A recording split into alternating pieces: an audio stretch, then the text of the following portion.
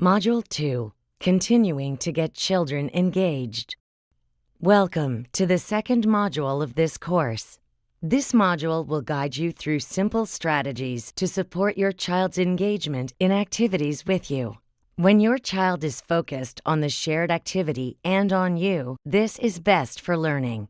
In this module, you will learn how to set up the environment to support engagement with your child, move in front of your child, and offer your child choices to promote engagement.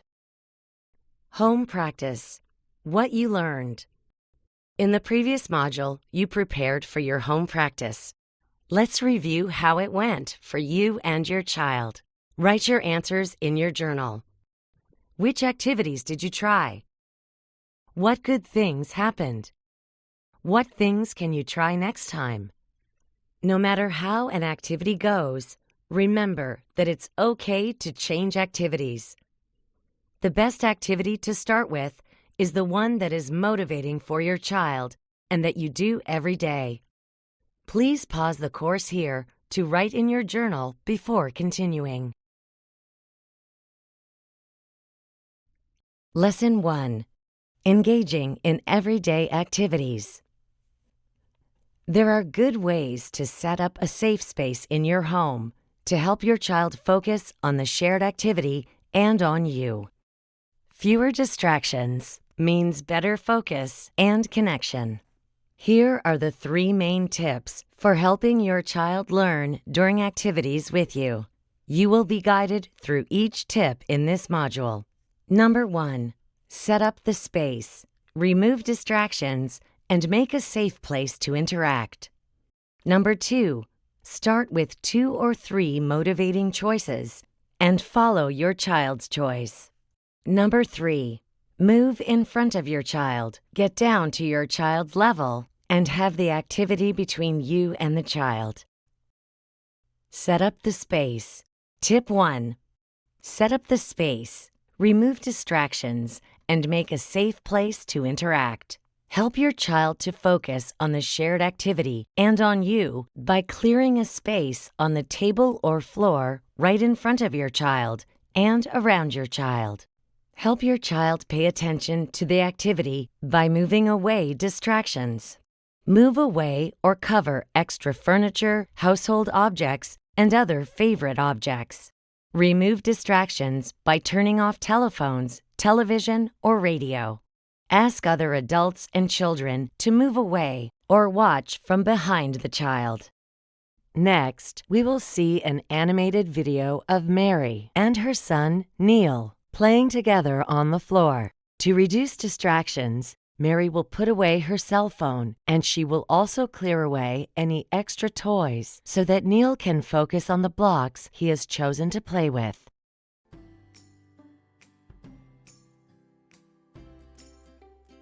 Mary is removing distractions from the environment to make it easier for Neil to focus on her and create a shared activity. She clears away the toys on the floor and bed, but does not remove the blocks, since Neil is playing with them.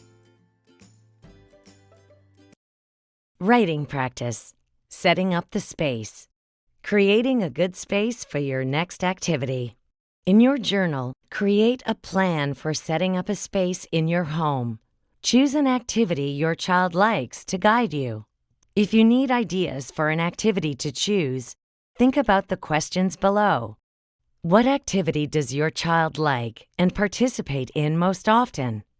Does the child feel comfortable doing this activity? Does the child prefer to be engaged with you during this activity or alone? See if you can choose an activity your child doesn't prefer to do alone. You can use your journal to document how you set up spaces for activities with your child, especially if you need to change, avoid something in the future, or note progress. Please pause the course here to write in your journal before continuing.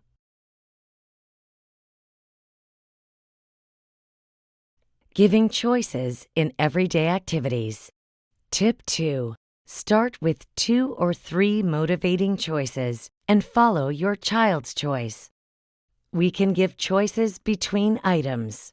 For example, 2 shirts, 2 books, 2 snacks, or offer a choice of which activity to do first. You can give your child a choice of which task to do first if you have two tasks and you need to do both. Good choices are tasks that can be done in any order. For example, wash face or brush teeth first. Choices give children some control over the activity. Choices help you understand which activity will be motivating for your child. Choices make the activity more interesting and motivating for the child.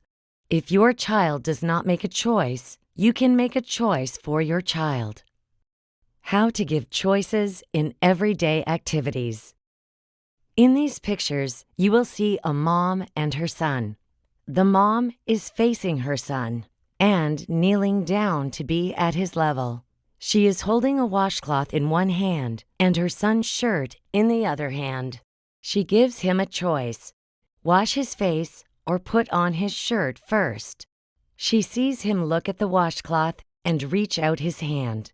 She washes his face first, then she helps him put on his shirt. Other examples of giving choices and following the child's choice. You can give your child a choice between play activities, such as a book or blocks. Place the items between you and your child and look and listen to see which activity the child is interested in. You can also give your child a choice of which activity to do first by placing items on a table, such as a comb, toothbrush, and socks. Watch what the child is interested in and do that activity first. Why give choices? Giving choices between items such as 2 shirts, 2 books, or 2 snacks will show you what your child likes.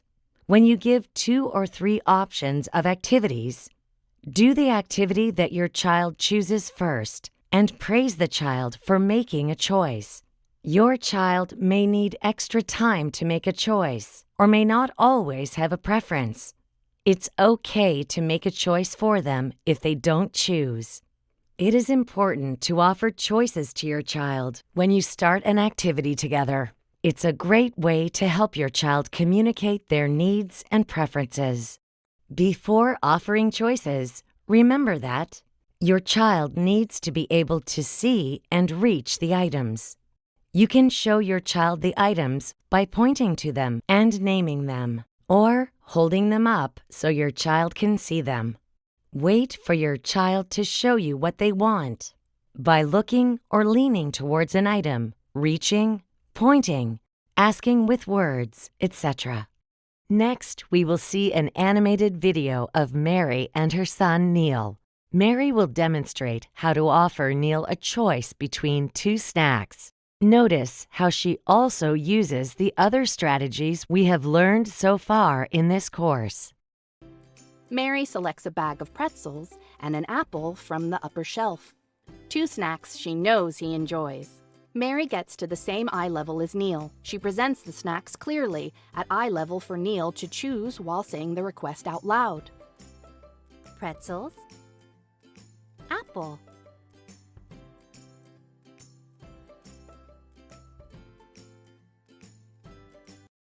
Writing practice. Giving choices. Start with 2 or 3 motivating choices. In your journal, write a list of items you could pair together to offer as choices to your child. Consider some of the things your child is already motivated by, such as books or snacks. The goal is to share attention, engagement, and communication with your child. You are a step closer to implementing these choices as part of your child's next activity. Feel free to write this list on a sheet of paper and hang it up on the wall as a daily reminder. Please pause the course here to write in your journal before continuing. Engaging on your child's level. Tip 3. Move in front of your child. Get down to your child's level and have the activity between you and the child. Follow these steps when offering choices and engaging in activities with your child. Move in front of your child. Sit directly in front of your child with the activity in between you and the child.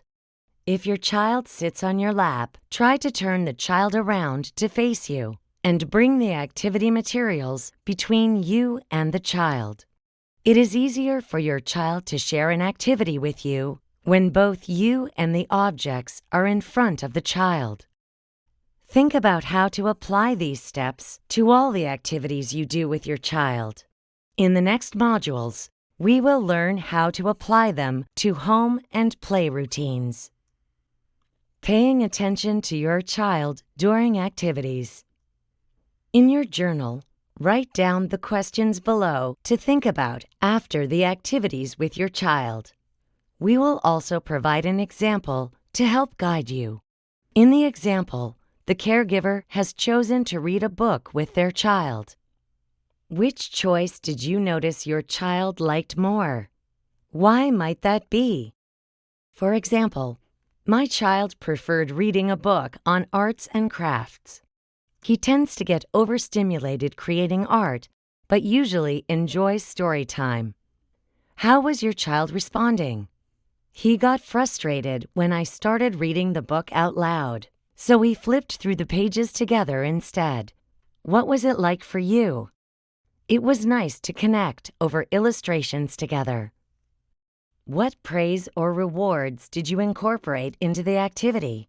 I praised him after he made a choice by saying, "Great choice! What a lovely book!" What seemed to work well with this activity? Focusing on illustrations instead of continuing to read out loud, praising him, and doing the activity in his room. What could be changed so your child might like the activity more? Reduce noise, spend only 5 minutes on the activity, etc. I believe he didn't like me reading the book out loud because my husband was watching television in the other room and it was too noisy. Next time, I will turn off the television. Please pause the course here to write in your journal before continuing. Lesson 3. Helpful tips to engage children with other health conditions. When children have other health conditions, it can make it more difficult to engage in activities or with their caregiver. Below are additional tips to help you plan activities with your child. However, these tips do not apply to everyone. If your child has difficulty paying attention, it is especially important to remove distractions when setting up a space for an activity. If your child is overactive, restless, impulsive, and has difficulty paying attention when you try to engage her or him in a shared activity, it may be best to sit them down in a place where there is not much room to move around. For example, sit the child on a mat facing the corner of a room or on a chair at a table. Some children with overactivity will only be able to engage in an activity for a few short minutes. If your child is overactive, practice short, positive interactions. Shared activities should be fun for the child. Keep trying gently with your child. If your child has additional health conditions, it's especially important to move in front of the child and at her or his level, so you are able to connect and communicate better. For children who have difficulty with vision, when offering a choice of activity, hold the items up so the child can see them more easily, or gently use the child's hand to touch the items. Home practice. Preparing for your home practice. In the previous lessons, you thought of activities your child likes and learned the 3 tips of getting engaged: setting up the space, offering 2 or 3 motivating choices, and getting down to your child's level. Now it's time to put them into practice. For your home practice, you will choose 2 everyday activities to practice with your child. Start with activities that are motivating for your child and occur most days. For example, reading books, dressing, having a snack, etc. Give your child a choice between activities and follow your child's choice. Plan to spend a minimum of 5 minutes with your child with each practice activity. Remember, even 5 minutes can make a difference. Look through your journal for notes and helpful tips you may have written down. Home Practice Plan. In your journal, write a plan for your home practice by completing these sentences. 2 activities I will select for home practice are: the materials I will use for these activities are, for example, crayons, books, clothes. The space I will choose for the activity is.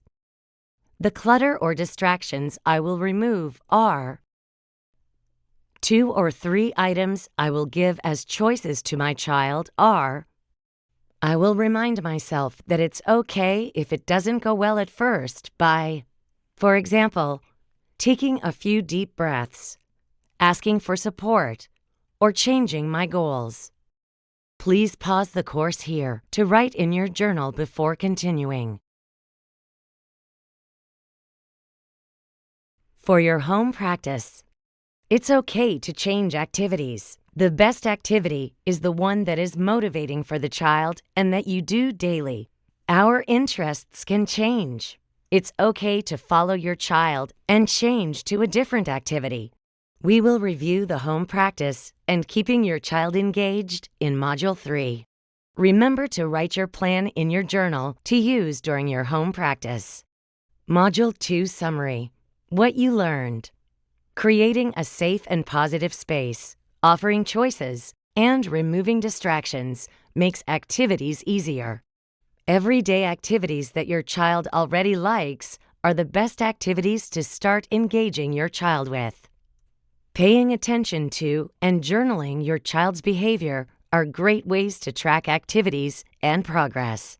Some additional strategies can help children with other health conditions engage in activities.